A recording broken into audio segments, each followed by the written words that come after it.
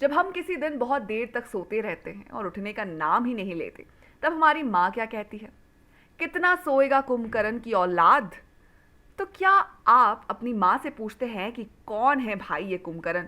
पूछना चाहिए, क्योंकि जिसके नाम से आपको उठाया जा रहा है वो कोई भला इंसान था भी या नहीं, ये जानना बहुत ज़रूरी है। खैर, पहले तो हम आपको बताते हैं कि ये कुंभकर्ण आखिर है कौन।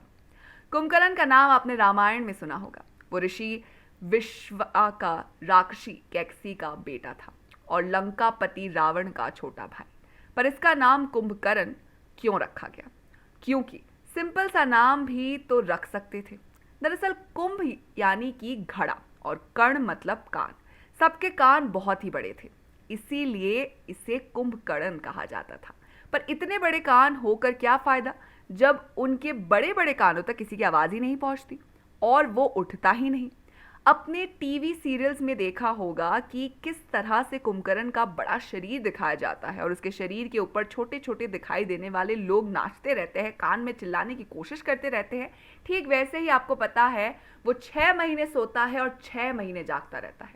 उसे 6 महीने सोने का वरदान मिला था। सोने के मामले में कुंभकर्ण कुछ भी हो, पर तपस्या करने के मामले में उसका हाथ कोई नहीं पकड़ सकता। वो अपने भाई विभीषण और रावण की तरह एक दिन तपस्या कर रहा था। तभी ब्रह्मदेव इन तीनों की तपस्या से खुश हुए।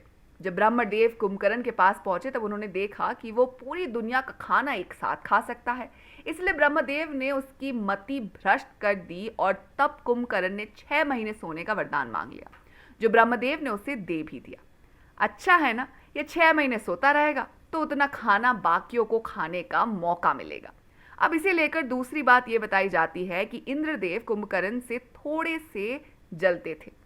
वर मांगने के दौरान उन्होंने कुंभकर्ण की मति को भ्रष्ट कर दिया और कुंभकर्ण ने इंद्रसेन की जगह निद्रासेन कह दिया, जिसे ब्रह्मदेव ने आशीर्वाद के तौर पर पूरा किया। श्री राम जी का रावण के साथ हुआ घमासान युद्ध तो सबको पता ही है, पर कुंभकर्ण का जब श्री राम जी से युद्ध हुआ तब क्या हुआ था? दरअसल उस दौरान कुंभकर्ण का राक्षसी अवतार और शक्तिशाली शरीर देखकर वानर सेना भी संकट में जाती है।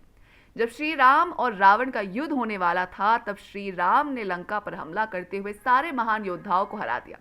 इसी के चलते रावण ने कुंभकर्ण को उठाने की बहुत कोशिश की, पर कुंभकर्ण सो रहा था, उठने का नाम ही नहीं ले रहा था। पर किसी तरह रावण ने उसे उठाया। उसकी नींद पूरी होने से पहले उसे क्यों उठाया गया ये उसे समझ नहीं आ रहा था। फिर उसने खाना खाया, आराम से अपनी सारी चीजें करके भैया की बातें सुनी। रावण ने उसे माता सीता का हरण और श्री राम जी के बारे में बताया।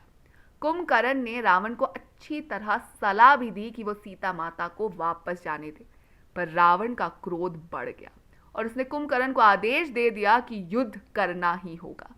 कुंभकर्ण युद्ध भूमि पर गया तो सब लोग डर गए।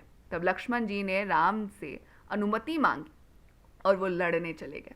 कुंभकर्ण ने उन पर त्रिशूल से वार करने की कोशिश की, पर हनुमान ने उस वार को रोक दिया। कुंभकर्ण महाराज सुग्रीव को बंदी भी बनाकर ले जाने की कोशिश कर रहा था। फिर राम से युद्ध भूमि पर आ गए। जब कुंभकर्ण राक्षस जरूर था, पर वो नारायण का भक्त भी था और उसे राम के रूप में नारायण ही नजर आ रहे थे। पर रावण के आदेश का मान तो उसे रखना ही था। फिर प्रभु श्री रामचंद्र जी के कुंभकर्ण पर इंद्रास्त्र चलाया और उसकी दोनों भुजाएं काट डाली। इसके बाद ब्रह्मदंड चलाया, जिसकी वजह से कुंभकर्ण का मस्तक समंदर में जाकर गिर पड़ा और आखिर में कुंभकर्ण का पेट काटकर उसे अलग कर दिया गया, जिसकी वजह से कुंभकर्ण की तुरंत मौत हो गई। वैसे जब गलती से कुंभकर्ण ने निद्रासन का वर मांगा तो बाद में उसे इस बात का पश्चाताप हुआ और उसने ब्रह्मदेव जी से बात भी की। फिर ब्रह्मदेव ने उसे कहा कि तुम एक दिन में जागकर 6 महीने सोते रहोगे और जब कोई तुम्हें जबरदस्ती उठाएगा उसी दिन तुम्हारा अंत होगा। अब रावण ने वही किया, अपने युद्ध के लिए कुंभकर्ण को जबरदस्ती उठाया और उसकी मौत हो गई। तो अब प्रभास की फिल्म आदि पुरुष आने वाली है और वो श्री राम जी का किरदार निभा रहे हैं। तो देखते हैं कि कुंभकर्ण के किरदार में आखिर कौन नजर आएगा। तो आप हमें बताइए कि आप आदि पुरुष के लिए कितने एक्साइटेड हैं। साथ ही अगर आपको वीडियो पसंद आई हो तो इसे लाइक कीजिए, दोस्तों के साथ शेयर कीजिए और फिल्मी दुनिया से जुड़े रहने के लिए सब्सक्राइब कीजिए हमारे चैनल जिसका नाम है बॉलीग्राज स्टूडियोज।